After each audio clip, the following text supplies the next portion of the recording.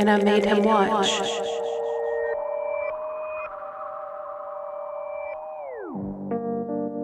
Hello and welcome to And I Made Him Watch, the podcast where I make my husband watch weird movies and we discuss how weird things really got. I'm your host, Danny Page, and here with me, forever and always, my son and stars, the filmmaker Troy Allen. Greetings, husband. Hello, wife. How are you? I'm good. Hello to all our fantastic listeners out there. We're Hello. super excited to get this show on the road. Oh yeah, super excited to get this over with, is what you meant to say.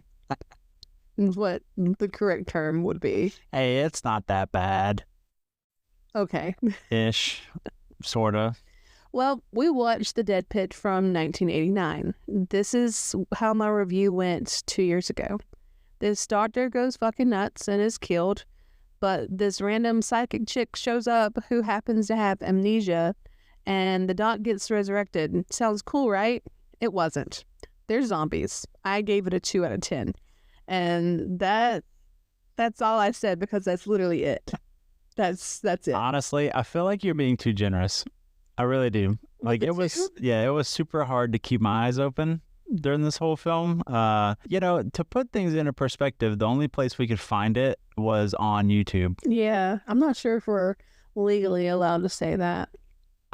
It's been said already, like I said it. So, So, I originally watched it on Prime 2 years ago, so I don't know what's going on. Maybe they're trying to do a remake or something. I don't know. Probably not. I would not remake this. I think it should just be noted that it's not a very liked movie, so therefore it's not on Prime. So there you go. I even mentioned before I started to do the research that I wasn't looking forward to watching this one again. This movie does have the lowest rating that I've ever given so far, so that should tell you something.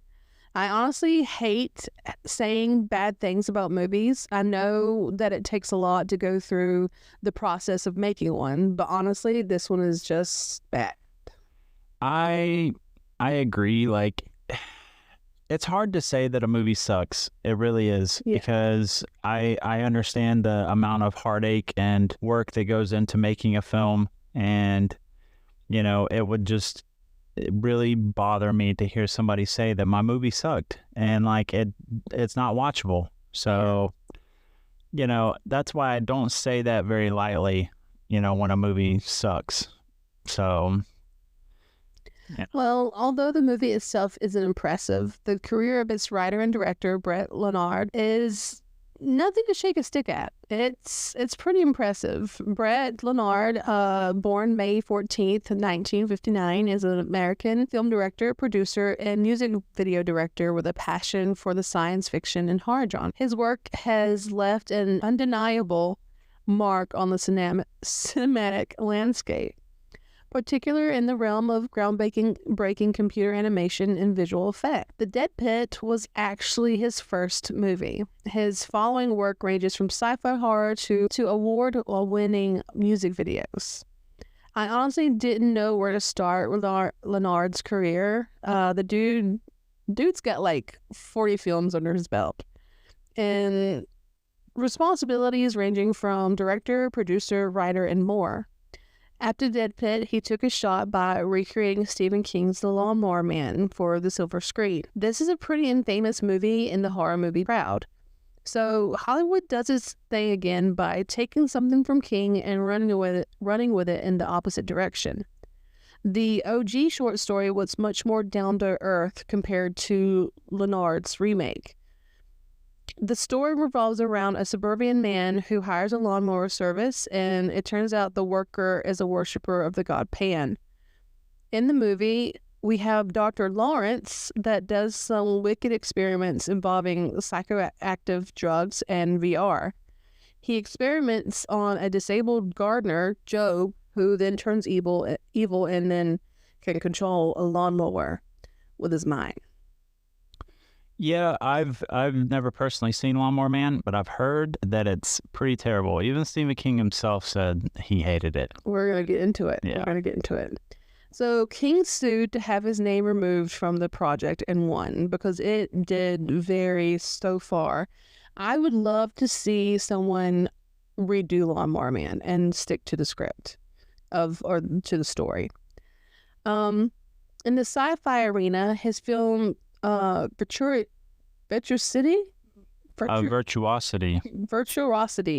from 1995 delved into cutting-edge technology, boasting advanced computer animation and visual effects.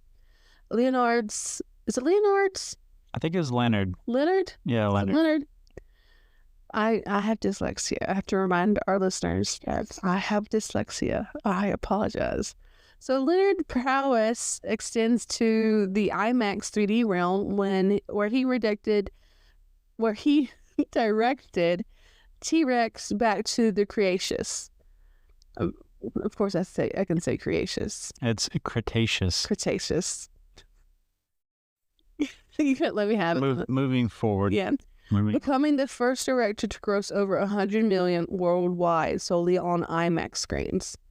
So that's saying a lot. Yeah. And that's something that he still boasts about, which, I mean... I would too. Yeah. Yeah. In the music video genre or scene, Leonard directorial magic came to life with Peter Gabriel's Kiss That Frog, the pioneer all CGI music video and motion simulator ride filmed that bagged a 1994 MTV Music Award.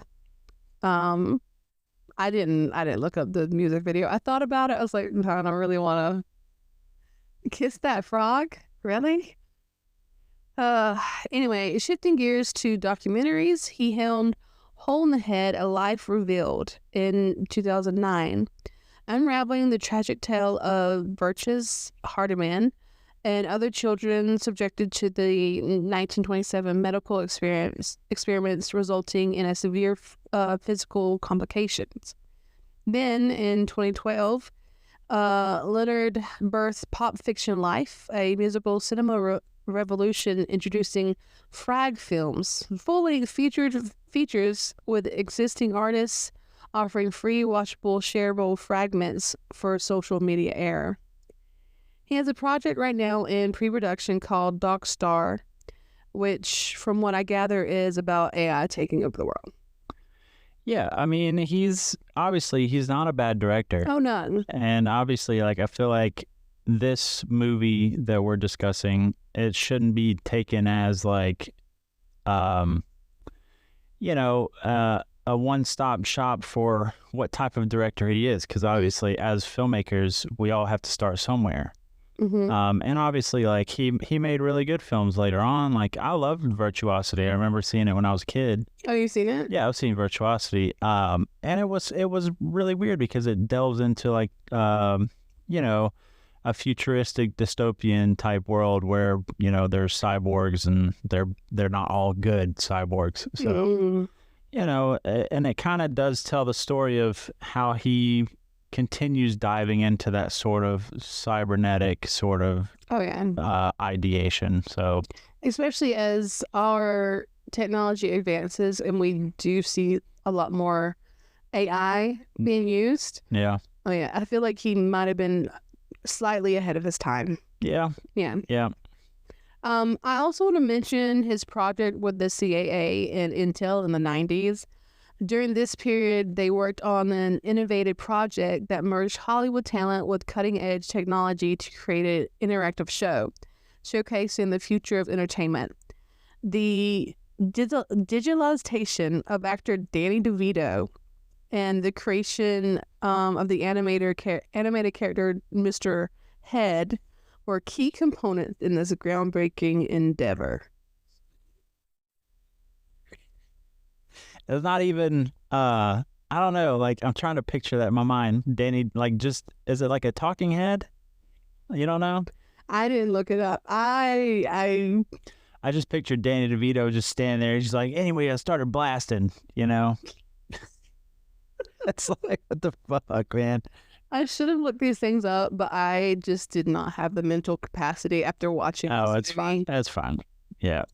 Dr. Swan is played by Jeremy Slate. born Robert Bullard Preham on February 17th, 1926. He was an American film and television actor as well as a songwriter. His diverse career spanned various genres and mediums. At the age of 18, Slate enlisted in the United States Navy and participated in Normandy invasion on D-Day during World War II. I thought you would appreciate that. Yeah, that's intense. Yeah.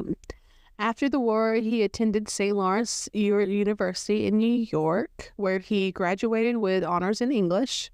He also was actively involved in campus life, including sports and student leadership.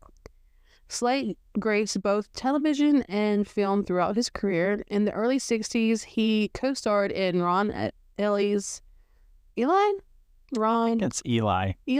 Ely in the Evan Tour series, The Aquanauts, later named Malibu Run, facing tough competition with NBC's Wagon Train.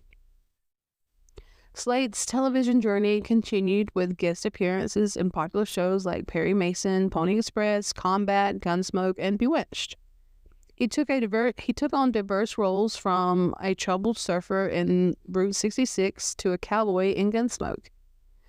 From 1967 to 1968, he played Hank in the NBC comedy Accidental Family. Slate's soap opera stint included portraying Chuck Wilson on One Life to Live from 1979 to 1987. And for a brief period, Locke Wells on Guiding Light. Beyond television, he made his mark in outlaw biker films like The Born Losers in 1967 and Hell's Angels 69, showcasing his ruthless yet likable characters. Despite breaking his leg during the filming of Hell's Angels 69, Slate's legacy endures, leaving a lasting impression on the entertainment landscape. He passed away in 2006 at the age of 80. Man, breaking a leg during filming, that definitely puts a new meaning behind the phrase "break a leg." I'm gonna edit that out. Why? Why would you? It's funny.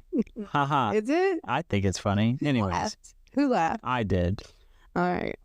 Jane Doe is played by Cheryl Lawson, born December 20th, 1963, is a versatile artist and writer. In the realm of acting, Lawson left her mark in notable films such as Virtuosity, a science fiction action venture in exploring virtual reality and artificial intelligence. And Poseidon from 2006, a gripping disaster film chronologically the fight for survival after a luxury cruise ship capsizes. Ugh. Adding to her cinematic repertoire, she joined the ensemble cast for Swordfish in 2001, an action thriller featuring John Travolta, Hugh Jackman, and Halle Berry. Beyond the silver screen, Lawson channels her artistic passion into various mediums, showcasing her creative flair. Her journey extends into the realm of writing, where in 2014, she has independently published 6 books across diverse genres. Goodness. Residing in Nova Scotia, Canada, Lawson's life is a harmonious blend of artistic exploration, storytelling, and a zest for creativity in both visual and written forms. She's married to fellow actor and stunt performer Richard Butcher.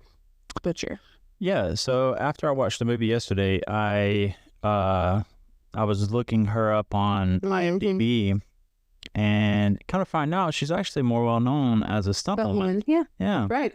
Yeah, which I thought was funny because she didn't really seem like the stunt woman type. But, you never know someone.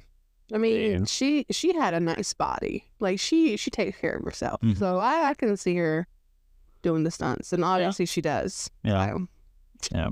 So our undead Dr. Ramzi is played by Danny George Goshnar. Goshnar? Sure. What do you think? I could gonad for all I know. I don't know. Goshnauer. Goshnauer. Born September 26, 1946 in Kansas City, Missouri. Danny had a passion for music inherited from his mother, a professional singer in the 1940s. Throughout his life, he remained active in theater and musical. Danny passed away on June 26, 2023 in Harrisonville, Missouri due to a stroke. There wasn't a lot about these last two actors on the internet that I could find. The flirty and hunky patient Christian, or Chris, is portrayed by the actor Stephen Gregory Foster. He was in a handful of films like Die Hard 2, and he was in Lawnmower Man as well. His last known role was in the movie Farewell My Love in 2000. And then not much out there about him, but yeah. Yeah. That's pretty wild. Goshnauer, man, he died not too long ago, huh? Mm-hmm. Wow. Yeah, that sucks. Yeah. The film had a budget of only $350,000. And for the life of me, I could not find anything about the profit the movie made when it was released. Upon its release, the film garnered attention from horror enthusiasts and audience. Although specific box office figures are not widely available, it remains a cult classic within the genre. The filming took place in Santa Clara, California at Agnew's Development Center. Did it look familiar to you? Yes. So Oh, so you already know. no, so while I was watching this movie, I was like, man, I'm getting like hella One Flew Over the Cuckoo's Nest vibes from this. And it wasn't until later when I discovered that it was actually also filmed there. It was previously used for the filming location for Ken Kesey's One Flew Over the Cuckoo's Nest.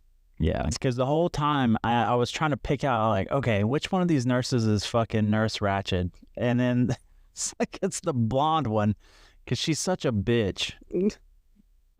Anyways. Agnew's Development Center, initially christened the Great Asylum for the Insane, holds a captivating history that spans over a century. Established in 1885 in Santa Clara, California, as a haven for the mentally ill, its red brick edifice near Agnew's Village made it a prominent fixture in the San Francisco Bay Area by the early 20th century. However, the center gained notoriety in 1906 when the original Agnew State Hospital, modeled after the Kirkbride clan, succumbed to the devastating San Francisco earthquake. Tragically, 117 patients and staff lost their lives, finding their final resting place in a mass grave on the premises. Rising from its ruins, Agnew underwent a metamorphosis, adopting Mediterranean revival architecture and reopening as Agnew State Medical Hospital around 1911, functioning as a self-contained town with a diverse facilities, including construction shops, a farm, and a power plant. Agnew's evolved over the years, and then in 1965, a shift occurred as individuals with development disabilities were admitted, marking a transition away from mental health programs. The facility, with its rich legacy and transformation, remained operational until its closure in 2011. Today, Agnew's Development Center endures a testament of California's historical landscape, embodying the journey of mental health and development care over the decades. Sounds like it'd be haunted as fuck, and I want to go there. Yeah, I think we should go and just, like, spend the night, you know? I bet it's cozy. You don't think I don't know about spending the night. I'll go in there with a flashlight and, like, look around and be nosy. Hey, I ain't sleeping in there. Hey, ghosts, it's me, your boy. Wake up. No? Okay. I ain't sleeping in there. You just sleep in there. How about that? Fine. Go in there. Fine. Yeah, I bet they'd be really good friends and good people to talk to. Mm-hmm. Yeah. Okay. All right. Let's get this over with. Yeah. The movie opens with a sign that reads State Institution for the Mentally Ill. The establishing shots are patients in their rooms having fits of anger, sadness, and delusions. We see some conflict between Dr. Ramzi and his colleague, Swan, who is claiming he won't be covering for Dr. Ramzi anymore. Swan claims that he doesn't know Ramzi anymore and that Ramzi rebuttals that he never did. Then we witness Dr. Ramzi lobotomize a patient with an ice pick. No prep or anesthesia, just a poke right in the brain. And these are just the opening credits. Yeah, so the opening titles, like, and being greeted with all these like mental patients, like just right off the rip, it really sends that strong message of what type of world we're being thrust into, you know. And then the other thing that I wanted to point out is that when Dr. Ramzi comes into the cell and the patient is there in the straitjacket and stuff, or no, I don't think he's in the straitjacket. Anyways, Dr. Ramzi is backlit, so he's like this ominous like figure and stuff. So it really sets him up as being the antagonist, you know. And then, you know, the lobotomy was pretty crazy too. Oh yeah, just I could not imagine it. It's like right in the eye. Yep. Swan watches as Dr. Ramzi carries this full-grown ass man around the hospital to his secret lair. Swan decides that he's done with Dr. Ramzi's bullshit and gets his magnum ready. Like he load up. And he follows a trail of blood down to the hidden basement. Also, Swan's got this like green goblin type look to him. Yeah. I love that the lighting and the color when Swan's coming down that spiral staircase and stuff. Green. Yeah, it's like super green. It almost like reminds me of like you said, they're very Green Goblin-ish. But yeah, he's fucking strapped. Also, I'd like to point out that our director of photography on this film was a man by the name of Marty Collins. Okay. And I think the cinematography in and of itself was well done. Oh yeah, the shots are good. The atmosphere, great. Yeah. The substance of this movie, content is lacking for sure. Yeah. Down in the secret lair, Swan discovers Dr. Ramzi's patient strapped to a table covered in these markings drawn with blood. And he's doing like this shaky thing, and probably the effects from the ice pick, sorry. Although his head's been opened up, there's some pins sticking out of his revealed brain, and the special effects are pretty gory here. And it feels very shock value type of scene. Yeah, I think that seeing the dude's brain like really gave me the EBGBs, but the special effects were really well done. Oh yeah.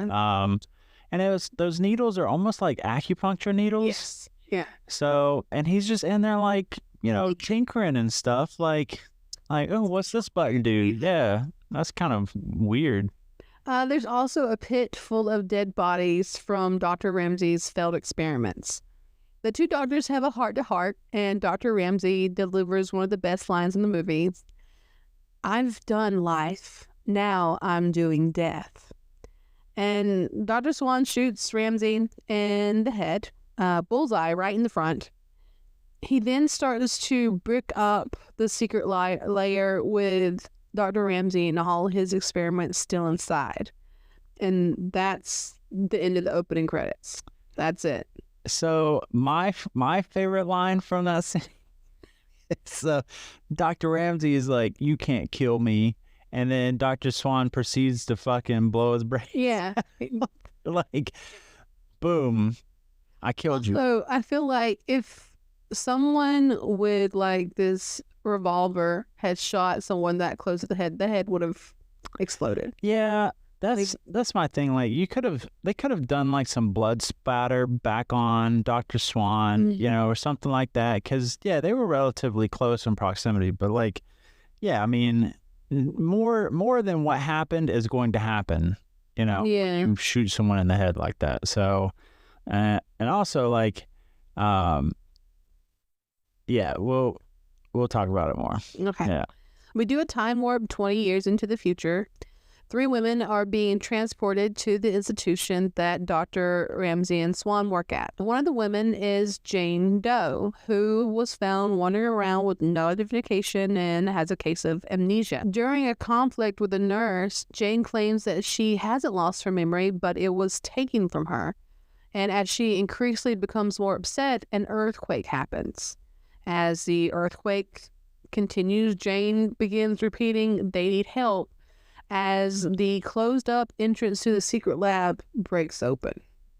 Yeah, one of the things I noticed during this scene is when we're looking at the establishing shot for the scene, we see the sign for the institute, you know, and it occurred to me because like the name is just State Institution for the Mentally Ill, and I'm like, that is not very like creative at all. It's just there. It's to the point where they don't have to explain anything later. Yeah, and it was during this scene when I started getting those One Flew Over the Cuckoo's Nest vibes, you know, and I was like, okay, who's fucking Nurse Ratched in this scene, you know, which I didn't figure that out until later. But there are so many similarities to the point where like it's easy to make that connection between the two films. So, you know, because you could kind of see like well,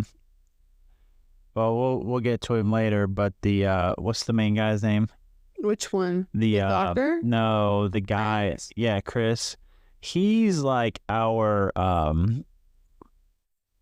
Jack Nicholson's character in One Flew Over the Cuckoo's Nest. Okay. You know, kind of. So it's kind of like in the same vein, sort of. Jane keeps freaking out as the earthquake comes to an end, and she is sedated by Dr. Swan. Jane has a dream of a figure coming out of a secret lair, and we see Dr. Ramzi outside her bedroom window. She has her first session with Dr. Swan, where she describes that someone carved out her memories from her brain, and the doctor suggests hypnotherapy to help her recover her lost memories. Yeah, when we see Dr. Ramzi standing outside, like just in the lawn, I was like, dude, this motherfucker looked like Michael Myers out there. Slasher vibes for real. Anyways. In the common room, Jane meets with Nurse Robbins and Chris. He lets her in on all the gossip and what goes on in the hospital, and Chris lets Jane know that he likes to blow things up and that his lawyer gets him a few months in the hospital versus going to jail. We see a patient that they call the crazy nun outside going on and throwing herself on the ground. Jane continues to have visions of Dr. Ramzi and gets overstimulated with everything and has a bit of a fit again. I'm pretty sure they sedate her again after this fit as well. Like they are just pumping her full of drugs. She gets doped up like 3 or 4 times in this movie. Also, I love how Christian, when we first meet him, he's telling Jane like, "Oh, I've been known to get kind of crazy. I like to blow things up." Like, boy, that is psychotic. That ain't crazy. That's like you a sociopath. Like, that's bad. What are you, Ted Kaczynski? Jesus Christ, man. Get the fuck out of here. So Jane has these dreams about her running around in her underwear. So the reason we see her running around barely clothed is because the actress Cheryl Lawson hated how the hospital gown fitted. And I read that she tried to shrink the gown by like washing it, and instead of like shrinking it just broke apart, and so they just ended up leaving her running around in a tank top and bikini briefs because, you know, sex sells. Yeah, I mean, this is true, but you can also see how it's kind of also her doing as well. Like, you can't just blame the filmmakers themselves. No one's like, blaming the filmmakers. No, I know. It's just, you know. She agreed to do it. Right. And yeah, she's got a really nice body, but like also is it during this scene that we see her getting hosed down? Yeah, that's that dream. Yeah, that's when I discovered that the blonde-haired nurse was Nurse Ratched from Cuckoo's Nest. So anyways. Okay. That same night, we witnessed some creepy ass hands finding the lobotomy tool that, and they sticky finger some stuff. They yoink. They also steal a hospital mat and some green scrubs, and they glove up. Our creepy doctor then goes looking for Jane, but finds her bed empty because she's taking a pee break. She's taking a pee break. Unfortunately, Dr. Creepy Hands finds Nurse Robbins to replace Jane and lobotomizes her in the hallway. Yeah, dude, the whole lobotomy pick thing is pretty gruesome. And, like, I think what makes it strike such a strong chord with me is, like, imagine being, like, poked in the eye. Like, you can imagine that. Now imagine that poke being sharp and, like, just being gouged in the eye with it. That's pretty... To me, it's not the pain so much as something that's happening to me that's irreversible. Right. That's what really... Oof. Okay. That... Yeah. That's and, like, disgusting. that you have no control over. Yeah, I don't like it. Yeah. I don't like it at all. I'm a Virgo. I don't like it. I'm a Virgo. I don't like confrontation. I don't like losing control. The next morning, Chris starts asking about Nurse Robbins and is informed that she left her station last night and no one's seen her. Jane starts her hypnotherapy with Dr. Swan, and she remembers moments from her childhood and recalls her name as Sarah. She tells Dr. Swan that her mother is taking her far away and somewhere safe so they can hide. Then, when questioned about her father, she says we're not supposed to talk about that. She has this traumatic reaction and says, "Don't call me Sarah. Mommy will be so mad." Dr. Swan says that it seems like her mother took her away from her father and it was a traumatic memory. Yeah, I love how we go from one really, like, super generic name to another, like, really generic name. Oh, Sarah? Yeah. Like, yeah, Jane and Sarah? Yeah. Well, Jane, because Jane Doe. Yeah, I get that. But, I mean, Sarah's nothing to, like, write home about. You know, that's... It's... That's pretty sad. Anyways. Classic name. Yeah. So is Barbara, you know, or maybe like Betty. Sally. Yeah. Okay. I don't know. Jane tries to tell him about the bad vibes, but he's all like, "Nah, you'll be fine. More hypnotherapy, you'll be all right." Their session is cut short when there's a code red with one of the patients, and a patient had attacked an orderly, and it's a big old ruckus, and the patient is then beaten and dragged off to solitary. I think saying attacked is putting it lightly, because the dude had a scalpel to the dude's throat. Like, he was ready to off that dude. But he didn't. That's what's important. True. I guess you should give him the benefit of the doubt, right? He's a patient, you know. He's not really responsible for his actions. I guess, but also, like, I feel that was negligent on the staff, because how did he get the scalpel in the first place? I'm pretty sure Crazy Dr. Hands or Ramzi, like, yeah, it doesn't show it, but it's implied. Right. It could have, yeah. Okay. The patient that was put into solitary is released by Dr. Ramzi, and an orderly chases him towards the secret lair. The orderly discovers the patient dead. He's been strapped to a chair and then stabbed through the eye. The orderly freaks out and gets the fuck out of there, only to stumble across another victim and then becomes a victim himself. Well, you know, I hate to say it, but the dude shouldn't have gone in that spooky-ass abandoned hospital anyways. I mean, that is how you get dead. You know, we gotta... Fuck that dude. Shit. I mean, if he comes out, good for him. But I ain't going in there. Wow, okay. Jane's having more bad dreams and wakes up to see Dr. Ramzi out her window again. Dr. Creepy, as I like to call him sometimes, then throws the disembodied head and the orderly at her. For some reason, I don't know. Jane rushes from her room and into the arms of a nurse, where she sees the phantom Dr. Ramzi again and freaks out, so they sedate her once again.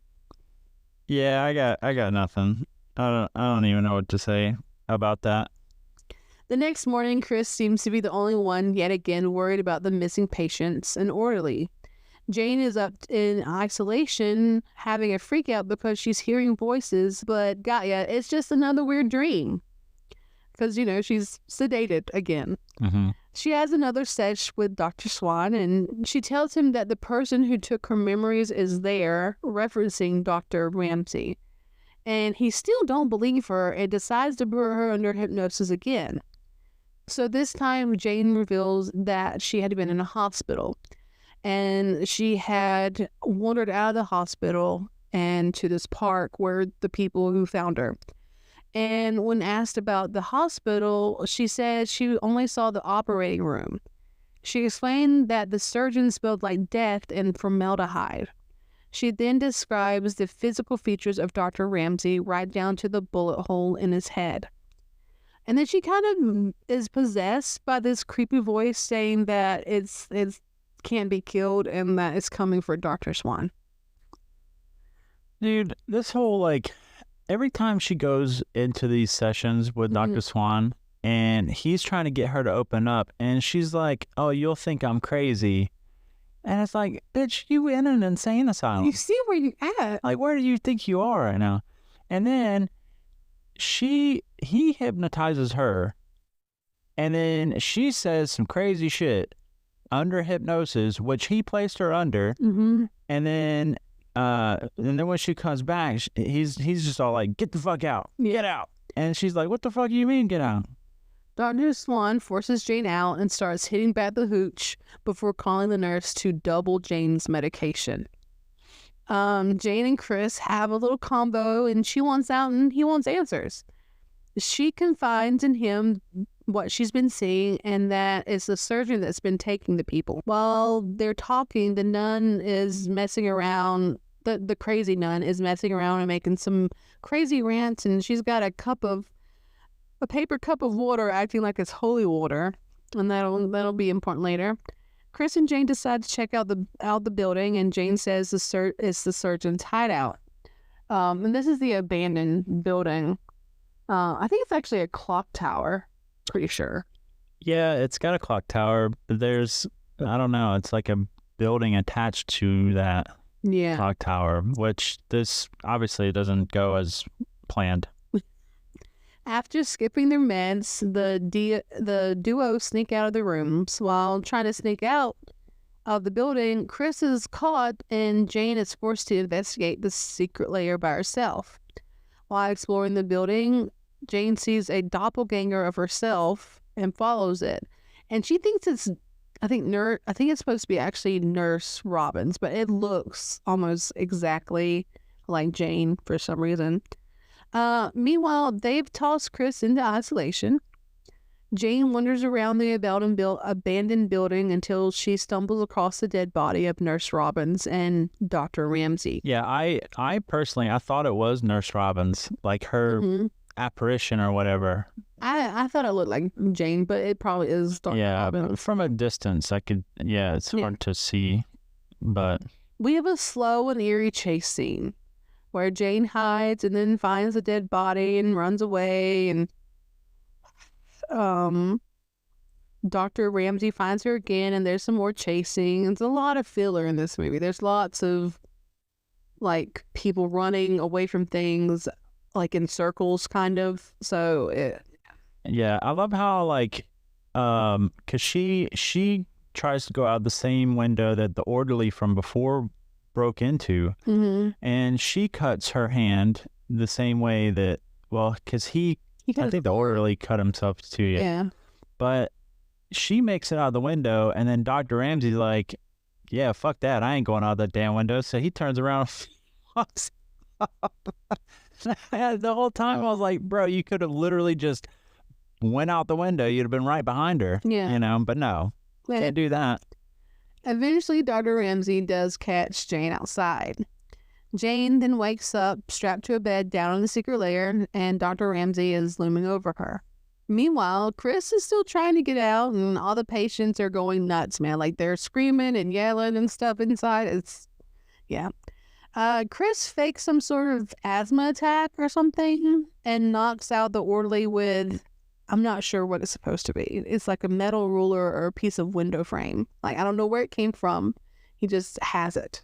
I think it's part of his bed. Maybe. Because I think he kind of explains what it is earlier, like when he first goes to help Jane escape, but I didn't really catch what it was either. No, so. I didn't catch it. Obviously, didn't catch it either. So, oh, well. Shows you how important. I just love how he's just bonk. Yeah. He just keeps bonking these zombies.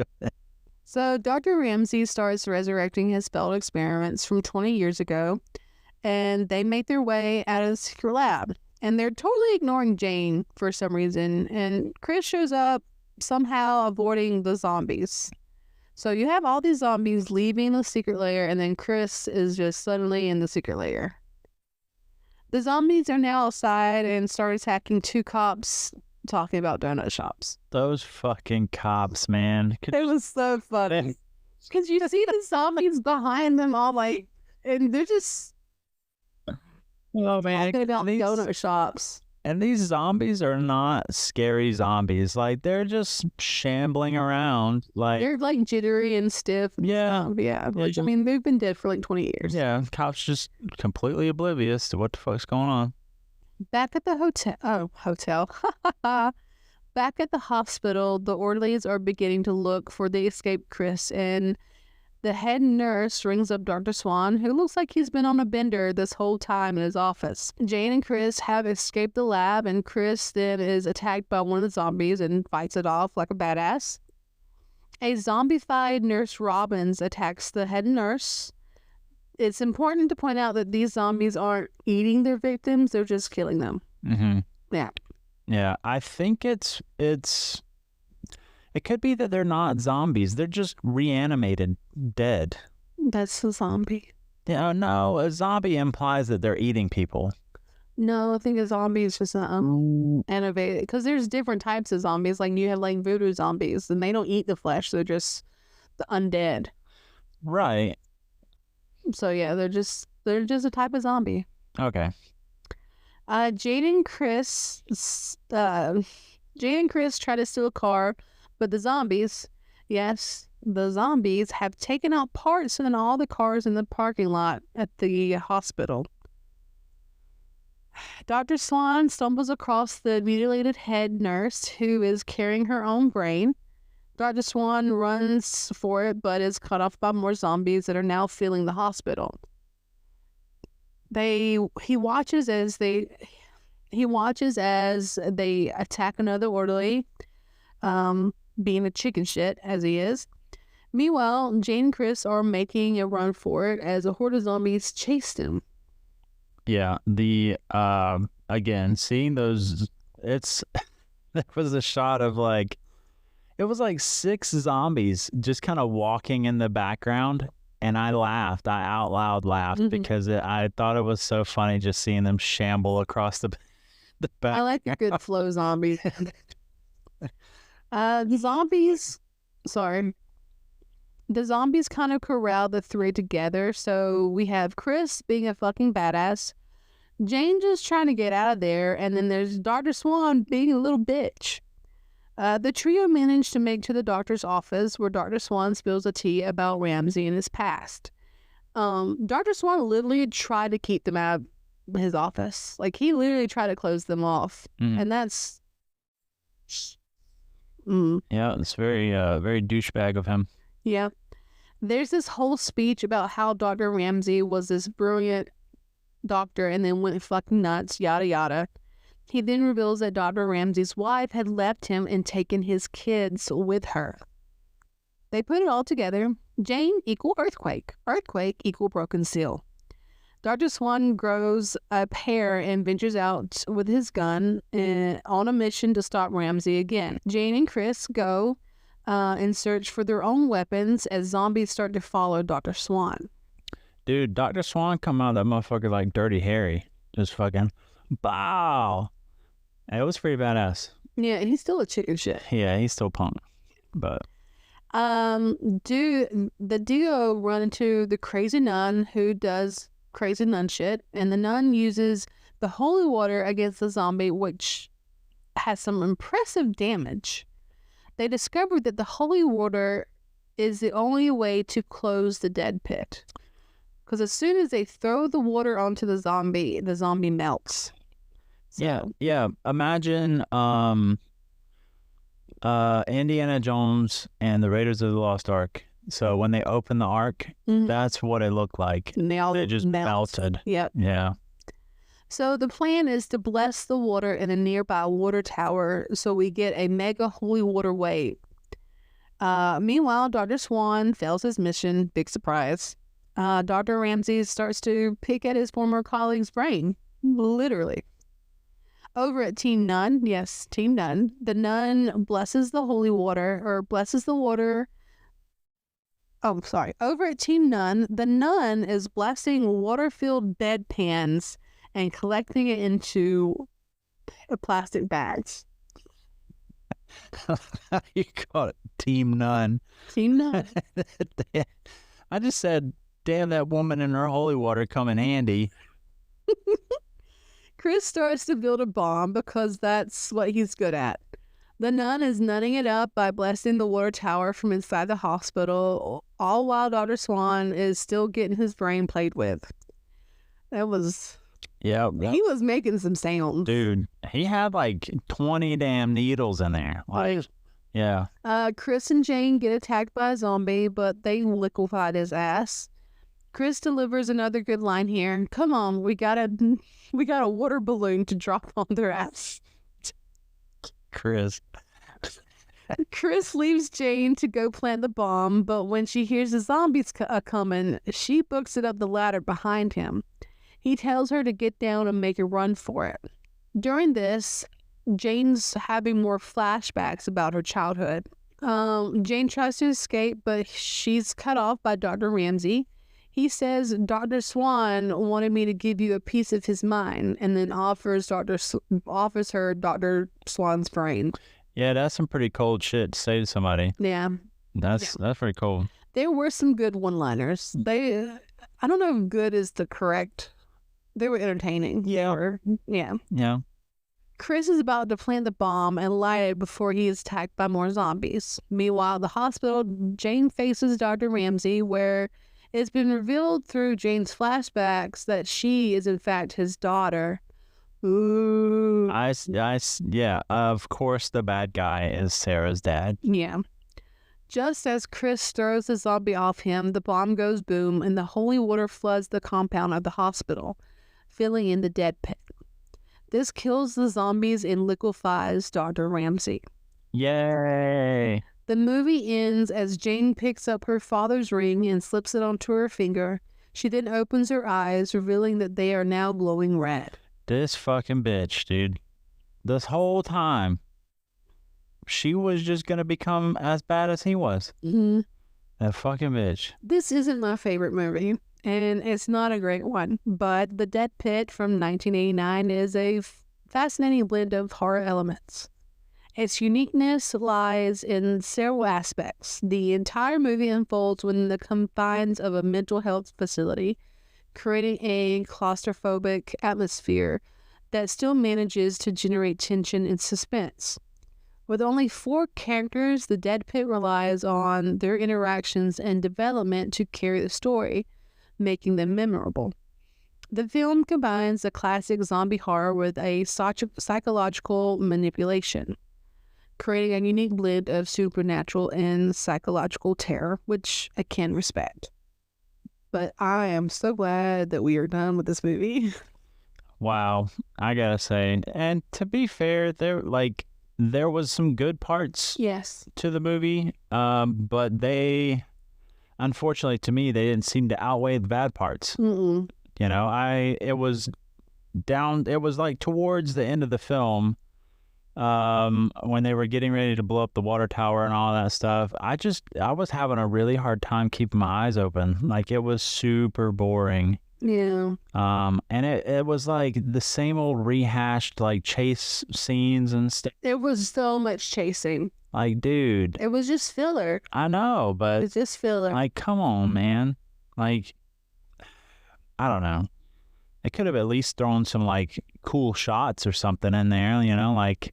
There were some decent shots throughout the movie, but yeah, it gets repetitive. and we figure out the whole thing way too soon. It felt very Night of the Living Dead at times. How dare you? Not to be rude about it, but like, you get a lot of shots of these zombies like shambling through the scene and stuff, and like it feels like when they couldn't get a good shot out of it, they just filled it with fog. You know? Oh yeah. Like it's almost like to them like haze equals good cinematography, and no, it doesn't. Like, you don't need to have a fog-sacked scene just to have a good shot. No. So what would you give this movie? Dude, is negative numbers an option? It is whatever you want. Honestly, I would probably give this a 1. A 1 out of 10. Okay. It is. I feel like 2 is generous. Yeah. I mean, the only good thing that I could say about this movie is it is in fact a movie. And that's about it, you know. But yeah, I most likely will not be watching this again. No. No. Mm-mm. Mm-mm. But thanks for listening.